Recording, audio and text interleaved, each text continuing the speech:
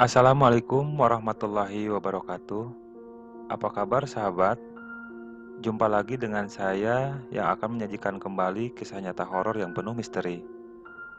Di episode kali ini, saya akan menceritakan sebuah kisah nyata yang menimpa sebuah keluarga di salah satu kota di Jawa Barat. Satu persatu anggota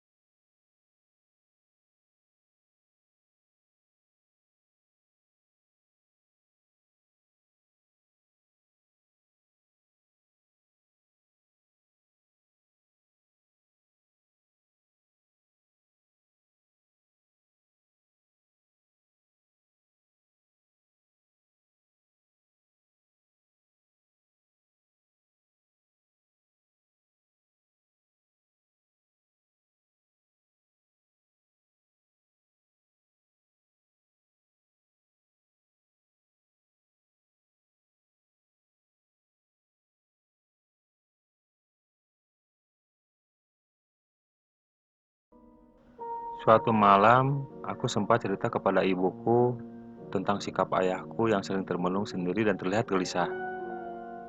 Bu, aku lihat sudah hampir seminggu ini ayah kok sering melamun sendiri. Lagi ada masalah ya? Tanyaku kepada ibuku, dan ibuku pun menjawab, kamu kan tahu sifat bapakmu, nak. Dia tidak akan menceritakan masalah yang dihadapi kepada keluarga. Kalau ibu tanya, paling juga ayahmu bilang, ini bukan urusan perempuan, kamu tidak perlu tahu.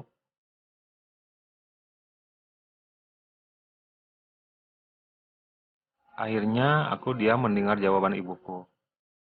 Keesokan harinya, aku kembali melihat ayahku duduk termenung di kursi teras. Aku yang saat itu mau berangkat kuliah, segera menghampirinya dan mencium tangan ayahku. Lalu pamit pergi kuliah. Namun ketika aku hendak berangkat kuliah, ayahku memanggilku. Dek, sini duduk sebentar. Ayah mau bicara.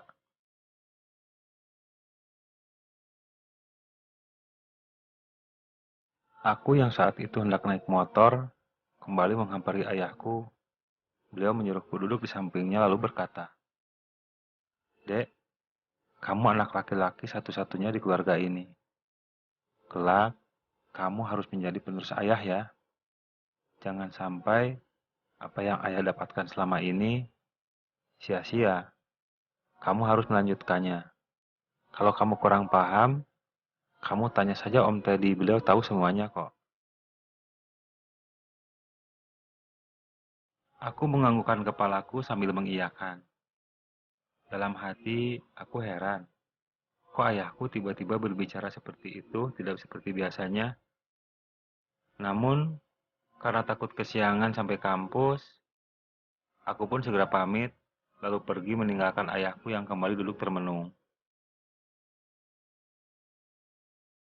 Aku biasa saja di kampus.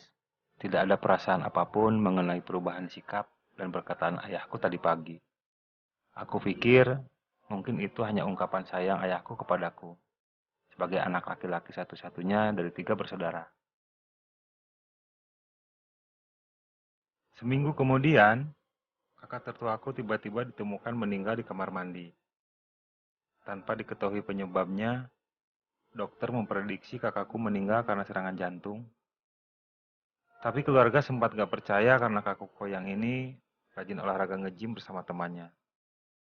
Di saat almarhum sedang mempersiapkan pernikahan, takdir berkata lain.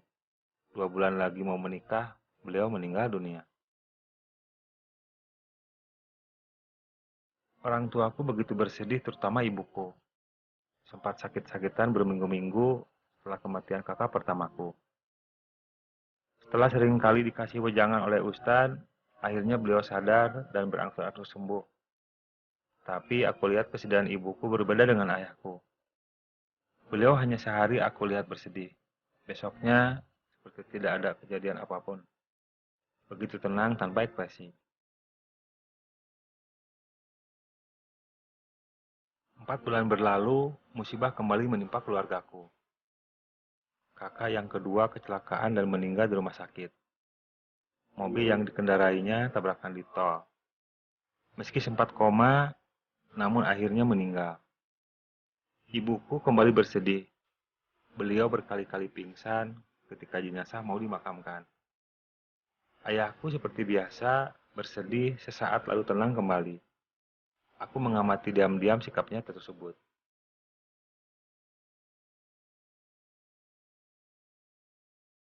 Beberapa minggu berlalu setelah kematian kakak keduaku, aku bertemu Om Teddy di sebuah tempat makan. Dek, kapan-kapan kamu main ke rumah Om ya? Ada sesuatu yang Om mau bicarakan sama kamu. Tapi jangan bilang-bilang sama ayahmu kalau kamu mau ketemu Om. Begitu Om Teddy bilang kepadaku. Ya Om, besok malam saya main ke rumah Om. Jawabku sebelum pergi. Besok malamnya aku datang ke rumah Om Teddy sendirian. Aku berniat menginap di sana, kalau kemalaman makanya aku nggak ajak teman. Tiba di sana, aku langsung diajak ke belakang rumahnya. Di situ ada sebuah gazebo menghadap ke sebuah kolam ikan dan taman. Nah, di sini saja ngobrolnya, biar santai dan tidak ada yang mendengar percakapan kita, kata Om Teddy kepadaku. Setelah kami duduk santai sambil diiringi suara gemericik air pancuran di kolam ikan depan kami, Om Teddy mulai bertanya kepadaku. Dek, ayahmu tahu nggak kalau kamu main ke tempat Om? Tanya Om Teddy sambil sesekali menghisap rokoknya. Tidak Om, ayah dan ibu tidak mengetahui kalau saya main ke sini. Mereka tahunya saya main ke tempat teman saya, jawabku. Iya syukurlah kalau mereka tidak tahu kamu main ke tempat Om. Sementara waktu mereka jangan tahu dulu kalau kamu main ke sini, kata Om Teddy kepadaku. Lalu kami berbincang-bincang ke sana kemari. Om Teddy tanya tentang kuliahku dan lain-lain. Beliau juga bilang, kelak aku harus bisa meneruskan usaha ayahku saat ayahku kelak sudah tiada. Setelah beberapa jam kami ngobrol, akhirnya Om Teddy bertanya kepadaku dengan suara sedikit dipelankan. Dek, kamu pernah masuk nggak ke kamar khusus ayahmu yang di lantai 2?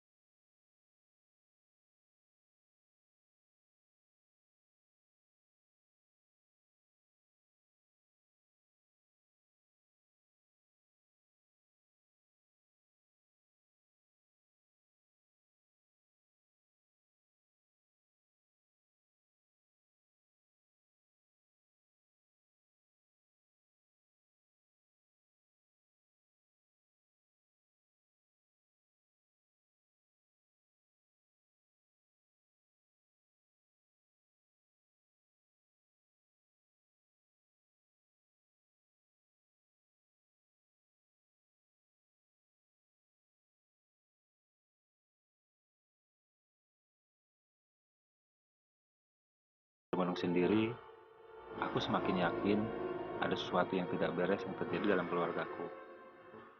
Sehabis sholat subuh, aku langsung pamit pulang sama Om Teddy. Aku bergegas menuju motor di garasi samping rumahnya. Aku nyalakan dan aku pun pergi meninggalkan rumah Om Teddy. Waktu pamitan tadi, beliau berpesan agar aku tidak tergesa-gesa mencari tahu apa yang ada di dalam kamar itu. Jangan sampai aku tahu kalau aku sedang menyelidikinya. Tiba di rumah, aku tidak langsung masuk atau mengetuk rumahku yang masih terkunci. Aku duduk di teras depan, di mana ayahku sering duduk termenung sambil menikmati rokok kreteknya. Cukup lama aku duduk di sana, sambil sedikit melamun memikirkan perkataan Om Teddy tadi malam. Tiba-tiba, ada yang menepuk pundakku dari belakang. Aku kaget dan langsung menoleh ke belakang. Ternyata ibuku sudah berdiri di belakangku. "Kamu sudah pulang, Dek. Semalam kamu tidur di mana? Terus sampai rumah malah melamun di pagi-pagi begini. Tuh sarapan, ibu sudah siapin di atas meja." Karena sedikit kaget dengan kehadiran ibu di belakangku, aku tidak menjawab pertanyaannya. Aku langsung masuk rumah dan menuju kamarku, mandi, ganti baju, lalu menghampiri meja makan untuk sarapan. Ketika aku sedang makan, ayahku keluar dari kamar dan mendekatiku, lalu duduk di sebelahku. Sambil sarapan bareng ayahku, beliau berkata, "Semalam nginep di mana, Dek?" "Di rumah teman ya," jawabku. Tanpa melihat muka ayahku, aku terus saja makan. Ayahku berkata lagi, "Ayah besok Senin mau ke Bandung sama ibu, mau menghadiri hajatan saudara ayah. Kemungkinan kami menginap di sana. Kamu mau ikut?" Aku pun menjawab, "Aku besok ada jadwal kuliah lagi padat-padatnya ya. Mungkin aku di rumah saja nggak bisa ikut ke sana." "Ya sudah, kamu di rumah aja. Nanti ayah nyuruh Ujang suruh tidur di sini menemani kamu. Biar kamu nggak sendirian di rumah." Aku menganggukkan kepalaku, tanda aku menyetujui Mang Ujang menemaniku di rumah besok. Ujang adalah pegawai yang mengurus sawah dan kebun milik ayahku. Hari Senin pun tiba, ayah ibuku jam 6 pagi sudah berangkat ke Bandung menghadiri hajatan saudaranya. Di rumah tinggal aku, Bi Ijah, sama Mang Ujang. Bi Ijah jam 3 sore sudah pulang, dia tidak menginap di rumahku. Hanya siang saja, dia bekerja dan beres-beres, mencuci dan memasak di rumahku. Aku sempat berpikir, ini kesempatanku buat masuk kamar khusus ayahku. Siang hari rasanya nggak mungkin aku bisa masuk kamar itu. Karena Mang Ujang pasti tidak akan meninggalkanku sendirian di rumah. Rasanya pengen sekali malam hari cepat tiba.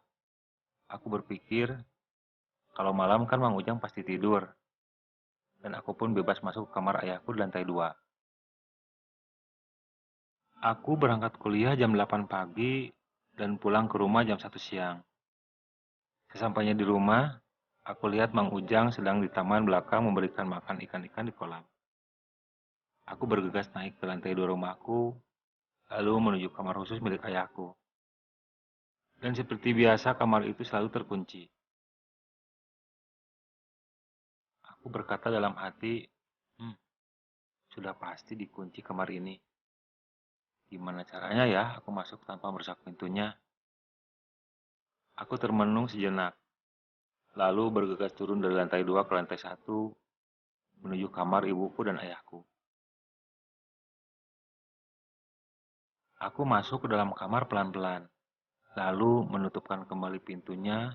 Aku kunci dari dalam, supaya nanti dikira Mang Ujang kamar ini dikunci ibuku dan kuncinya dibawa pergi. Lalu aku membuka laci-laci di kamar ibuku. Tapi ketika aku sibuk mencari-cari kunci di lemari, aku melihat sesuatu. Aku melihat sebuah kotak kayu tersimpan di bawah tumpukan baju ayahku. Aku mengambilnya lalu membukanya.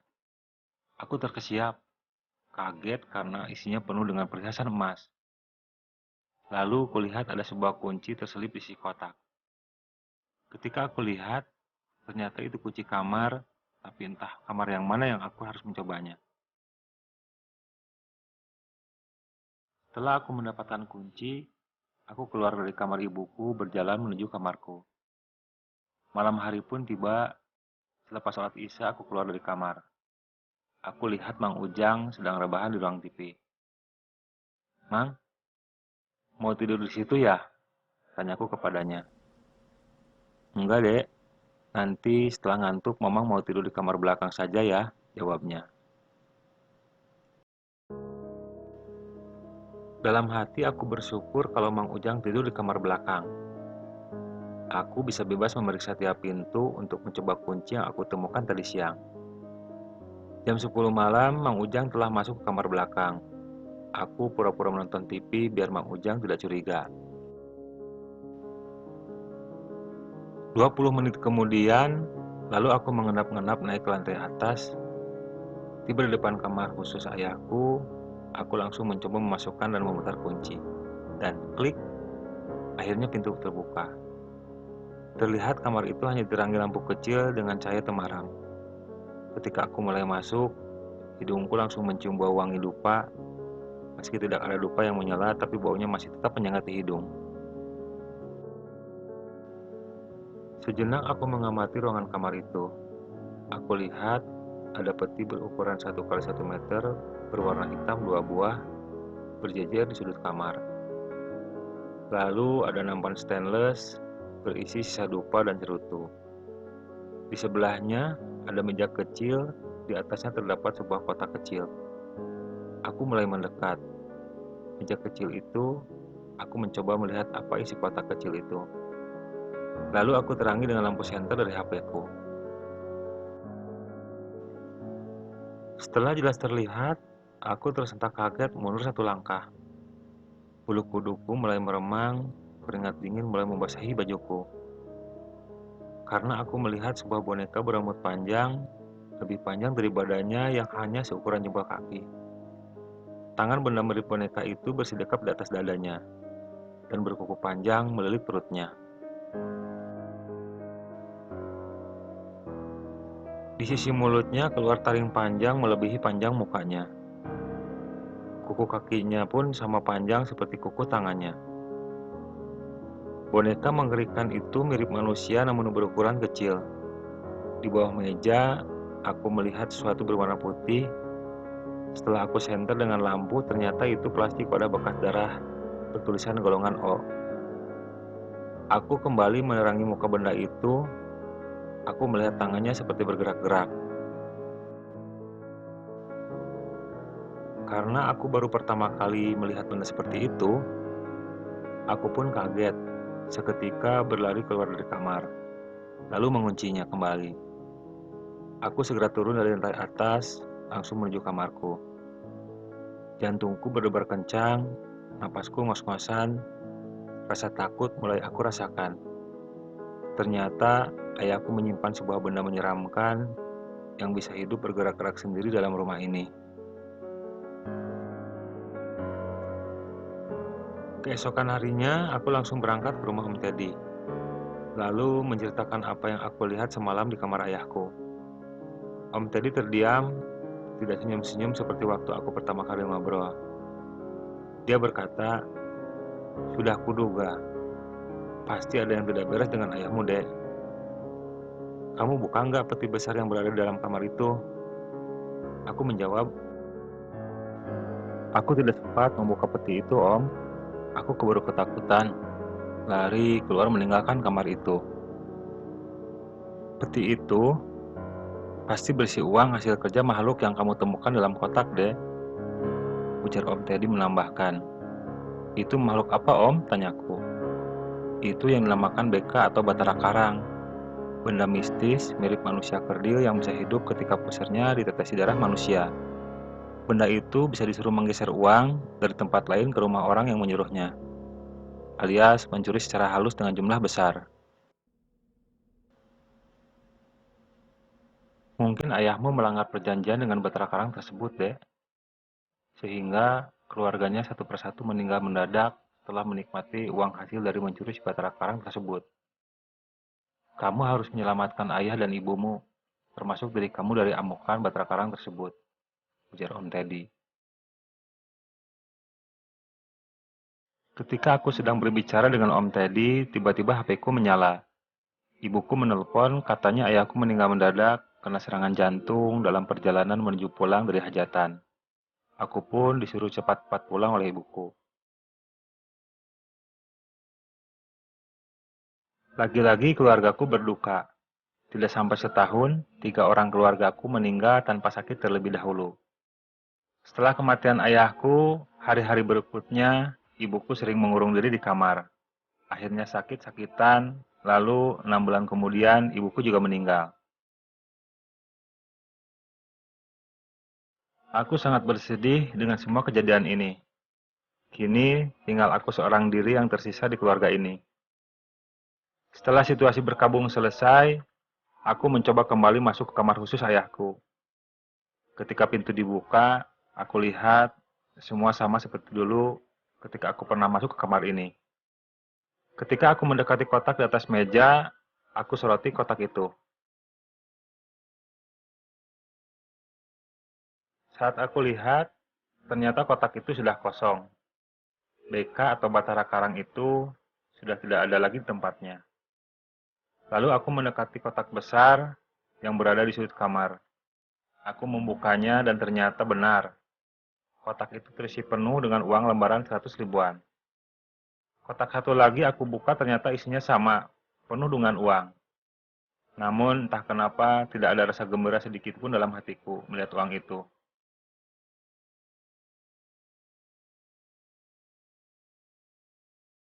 Aku hanya bisa diam terduduk melihat hamparan uang dalam peti tersebut.